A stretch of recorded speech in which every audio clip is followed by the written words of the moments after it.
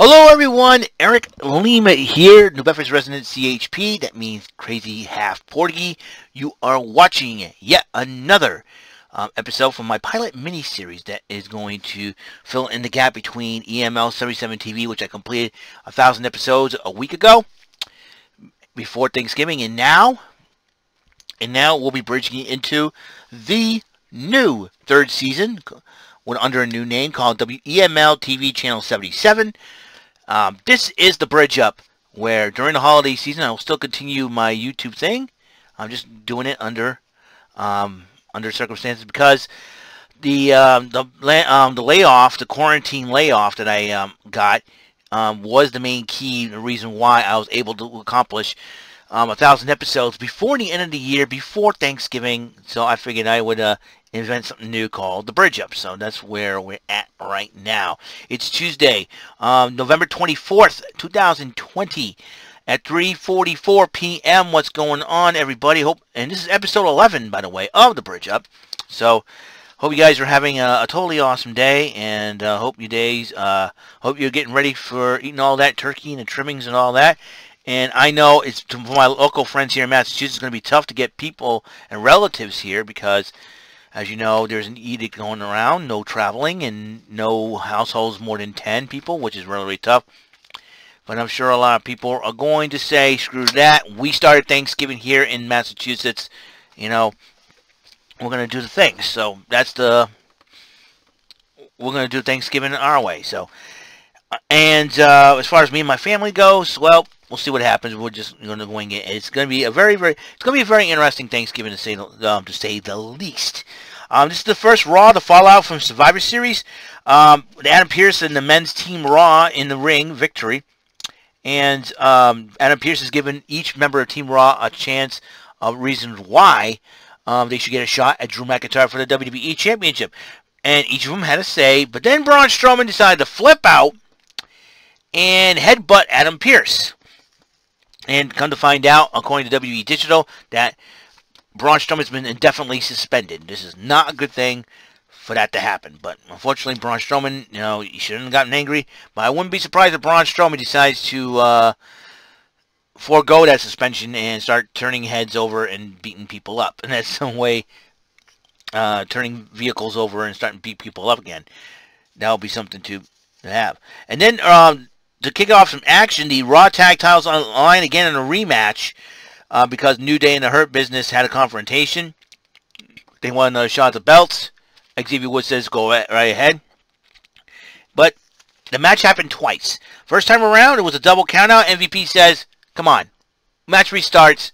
And then the match restarted, and the New Day ended up being the victor of the match. And Charlie Caruso interviewed Adam Pearce about what is going to happen. But before he even gets an answer, Bobby Lashley interrupts him and talks to him. And then goes to commercial break, comes back. Charlie Caruso tried it again with Adam Pearce. Orton interrupts him.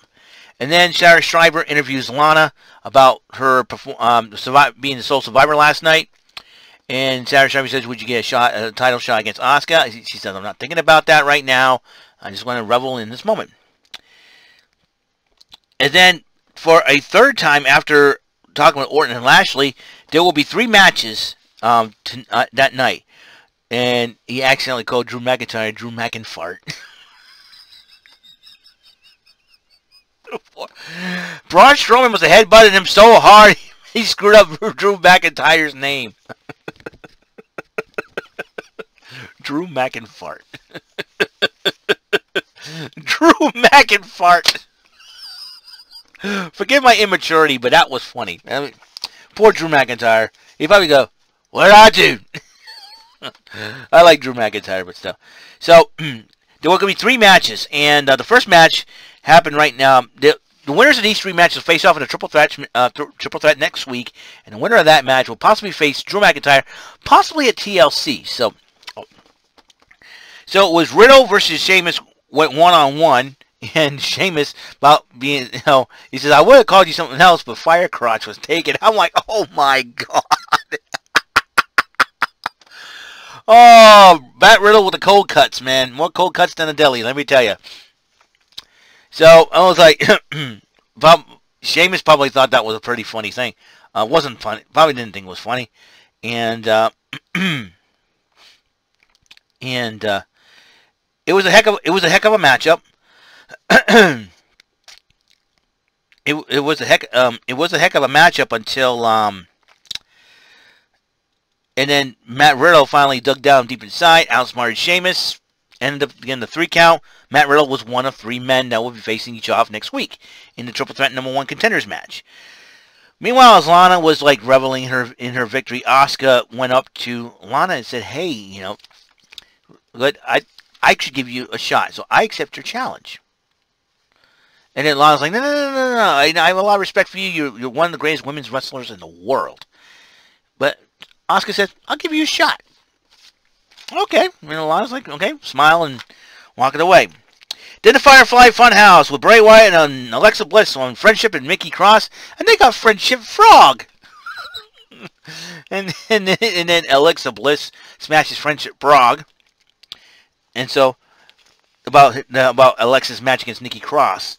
Later that night. Raw Women's Championship was on the line. Asuka defending against Lana. But thanks to Nia Jax and Shayna Baszler, Asuka wins by DQ.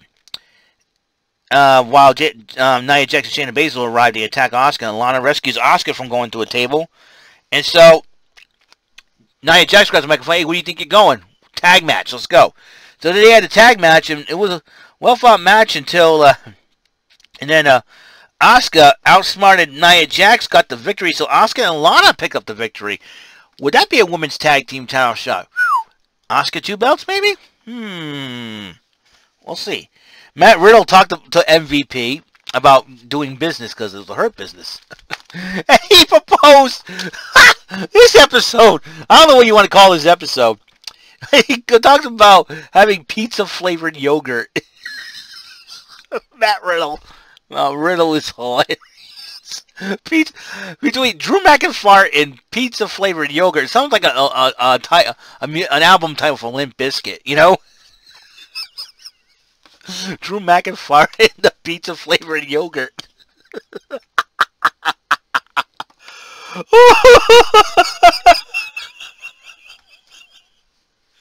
Drew McIntyre. I can't with this. This is a... Oh my God. Drew McIntyre, the pizza flavored yogurt. That was great. People look at me. What, Eric? Are you okay? Oh my goodness. And along the way, there was a promo for Black Friday on the WWE shot with R-Truth. And then a referee shows up, and he goes, hey, the referee shirts are not for sale and all that. And Drew Gulak tried to sneak behind and get him a pin. And then all of a sudden, R-Truth grabs the belt, 24/7 title, takes off, and then all of a sudden, you hear Bray Wyatt's horror music, and then all of a sudden, there's this little guy dressed up in Bray Wyatt's mask and a hoodie, and he goes, yowie, wowie. Drew Gulak goes, hey, wait for me. And it was Akira Tozawa. Oh, lots of funny stuff between Akira being the Fiend and Drew McIntyre and pizza flavored yogurt.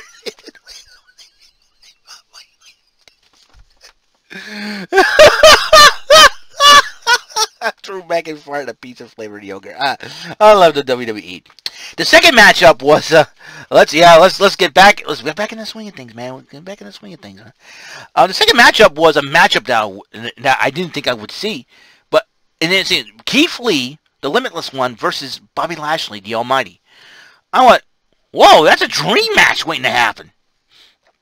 So it happened, and Keith Lee picks up the victory after a hard-fought match. I mean, Lashley and Lee, they went at it. And with Keith Lee, with that victory over Lashley, he can get a shot at the United States Heavyweight title. So that could be something to think about. And then Sarah Strider interviewed Nikki Cross about her match against Alexa Bliss, and she says, well, guess what? Gonna have to do something different because I'm not getting through to her. I'm gonna have to beat the Fiend out of her. Then the matchup happened, and Alexa Bliss had her new twisted music. And, you know, playing mind games with Nikki Cross. Nikki was not having any of it. And I gotta tell you, it was something. It was a strange match to say the least, and Alexa Bliss, after playing some mind games against Nikki Cross, ended up picking the victory, outsmarting Nikki Cross. So Alexa Bliss is really twisted. Twisted Bliss. Strange bird, that one. And then they had a tribute to The Undertaker saying thank you with a song from Metallica. And then the final match of the 3 matches that Adam Pearce did announce, Randy Orton versus AJ Styles. People say it's a WrestleMania matchup, and I have to agree. It was a heck of a matchup. And I found out the name. I don't know. I think y'all know this already, but I found out the name AJ Styles associate. I thought was his name is Omos. O-M-O-S. Omos. I was like, give me a lot of jokes like almost doesn't count in only horseshoes and hand grenades. But almost 7'3", this dude, 7'3". If Braun Strowman wants to fight, give him the giant Omos. That's his name. And AJ Styles and Randy Orton fought, and then the Fiend making an appearance. I knew the Fiend would have some unfinished business with Orton because of what happened to the Sister Abigail House, and ended up costing him the match. And AJ Styles wins the match. So, the triple threat match for next week, the #1 contenders match, for possibly facing Drew McIntyre, possibly at TLC. Possibly at TLC. I don't know if that match will be official or not. It'll be Riddle versus Keith Lee versus AJ Styles. Who do I want to win this one? That's going to be a tough call to make. So, I think AJ Styles may end up winning it. I'm not so sure. Then that way Keith Lee can go after Lashley for the United States title with that victory over Lashley. So, that is the Raw before Thanksgiving recap. And there'll be the NXT before Thanksgiving tomorrow. I didn't realize that War Games is on December 6th, and so is the tribute to the troops. So I'm probably going to have to multitask here and everything else. But tomorrow night, a member of the Undisputed Era will be taking on a member of Pat McAfee's crew, which the winner will give his team the man advantage in War Games. So this is going to be very good. And the ThunderDome will be moving from the Amway Center to Tropicana Field now that the Tampa Bay Rays, after their excellent World Series battle against the Dodgers, finally got the offseason. He said, hey, you can take our field, off-season, let's get some fans in there. So I'm very looking forward to see what the ThunderDome and the Tropicana Field will do. Will NXT need a bigger place to do their matches and get fans in? Who knows for sure. Will it be the NXT ThunderDome maybe? Or do they stick with the Capital Wrestling Center? Who knows for sure. We'll keep an eye on those things and everything else. Be very interested to see what happens. So I'll tell you what.